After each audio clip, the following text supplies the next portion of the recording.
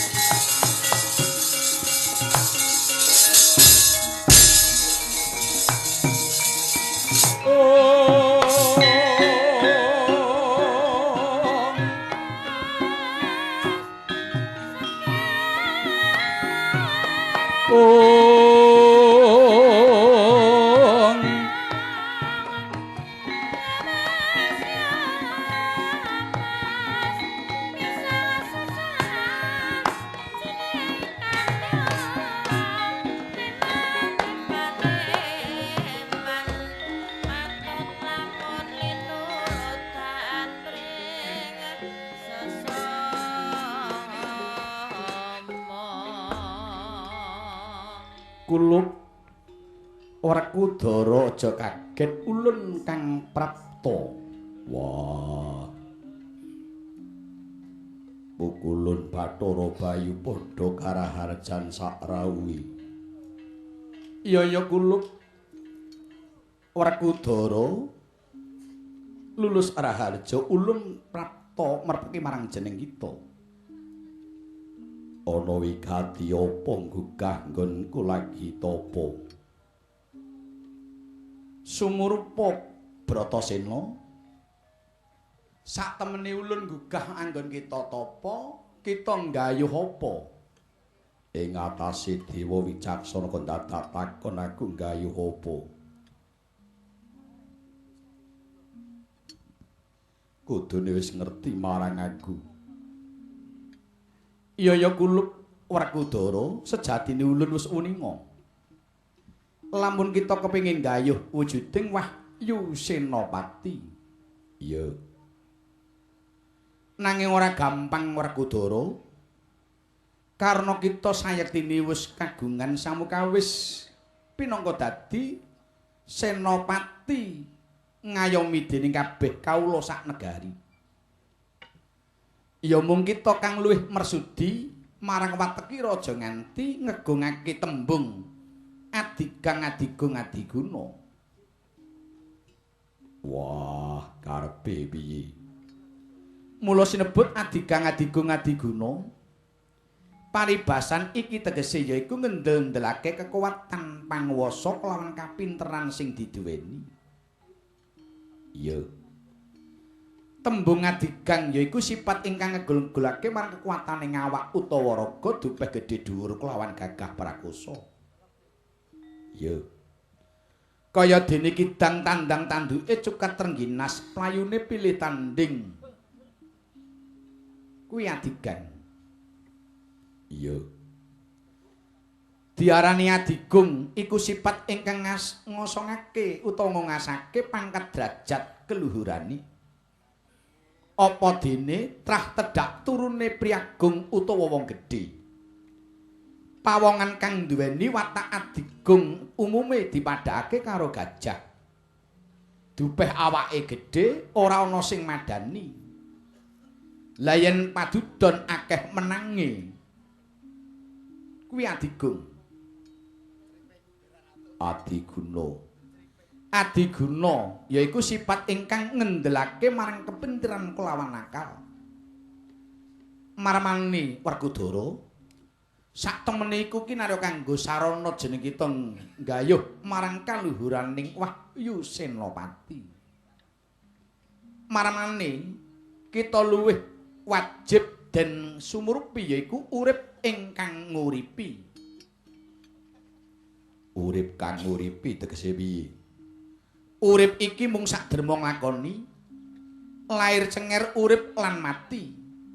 Ora saka karepe dhewe nanging saka kersane sing gawe urip. Yen bisa aja mung dadi wong urip sing mung angger urip nanging uripa bisa nguripi marang sepadane. Wah. Yo. Mula nguripi tegesing migunani. Tembunge asung teken marang wong kang kalunyon, asung obor marang wong kang lagi kepetengen. Sing pinter bisa asung wewarah marang kang bodho. Sing gedhe bisa ngayomi sing cilik.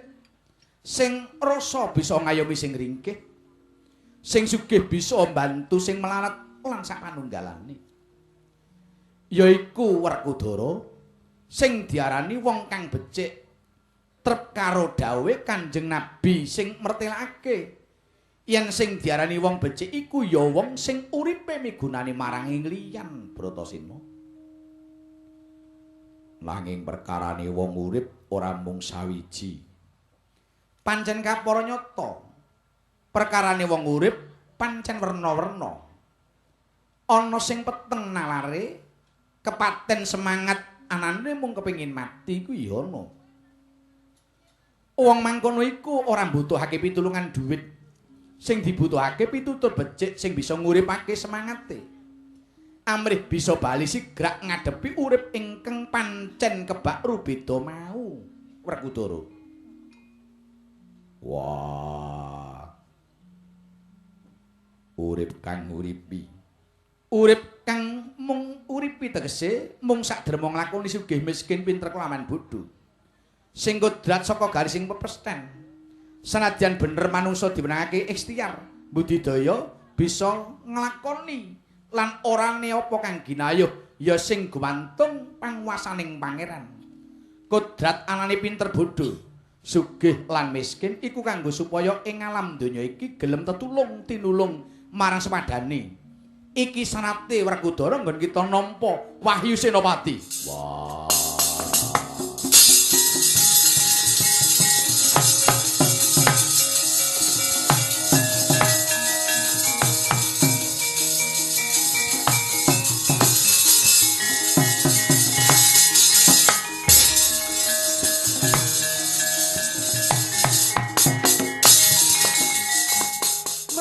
Sang Hyang Pangaruno kadinetraning angga rapuh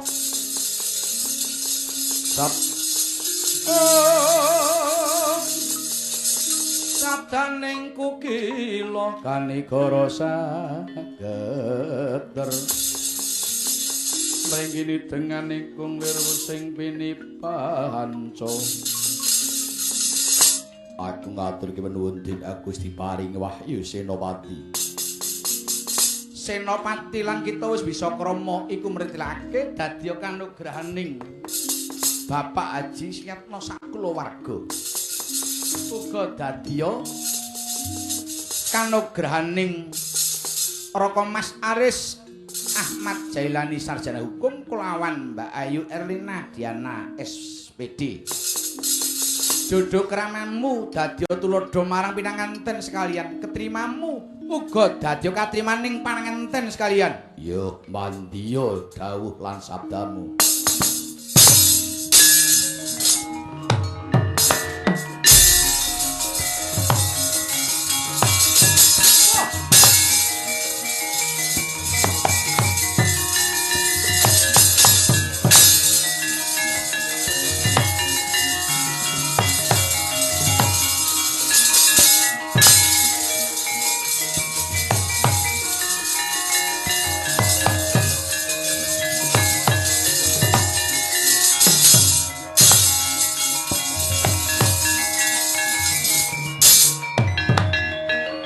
Werkudara apa ora nyono orang legewa siadi malah katarima dumunung ana kene sajake wis entuk gawe ya antuk donga kelawan pamujimu aku wis entuk Wahyu Senopati.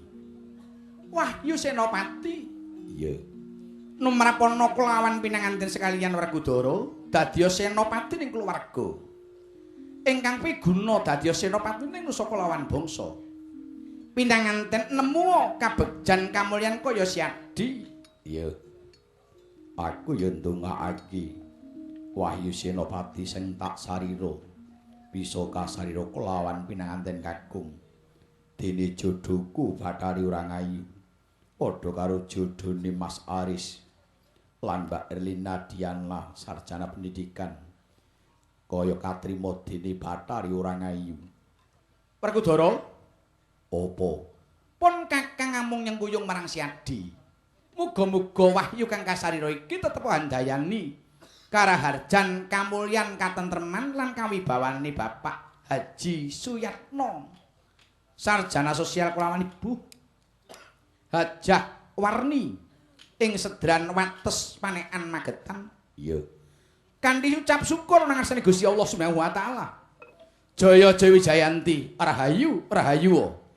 Rahayu keluargane Bapak Suyatno. Uga Rahayu keluargane Bapak Sempun kula Ibu Suparmi. Uga Rahayu pinanganten nggone nindakake malang brayat anyar tebih saka godha klan pangrencana cinaketna beja kamulyaning lan kawibawane Werkudara.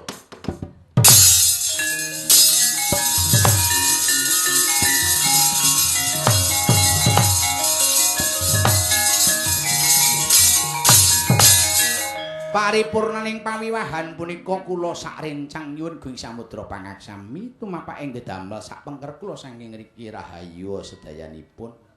Rahayu kula sakrencang ugi rahayu Bapak Haji Suyatno sak keluarga lan sedaya panitia sageta waras wasis lan wareg sedayanipun kanthi ridhanipun Allah Subhanahu wa taala. Monggo kandhing pangucap sepisan merdika tetep merdika, merdika, merdika, merdika ing selawase.